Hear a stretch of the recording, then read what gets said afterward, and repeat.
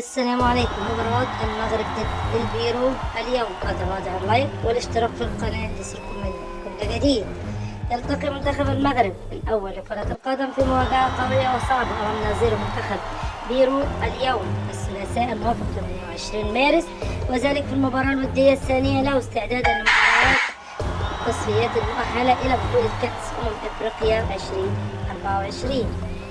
ومن المنتظر أن يستضيف ملعب أتلتيكو مدريد وان متروفيانو مباراة منتخب المغرب أمام نظير منتخب بيرو اليوم، وذلك في تمام الساعة 9:30 مساء بتوقيت القاهرة، 8:30 مساء بتوقيت الجزائر والمغرب، 10:30 مساء بتوقيت مكة المكرمة. وكان منتخب المغرب قد نجح في تحقيق فوزا تاريخيا على نظير منتخب البرازيل بهدفين مقابل هدف وحيد، وذلك في المباراة الودية الماضية التي جمعت بينهم.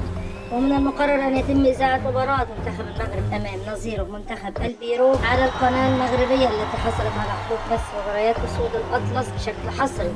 وتردد القناة المغربية الرياضية على القمر الصناعي نايل سات التردد 11474، معدل الترميز 27500، الاستقطاب في.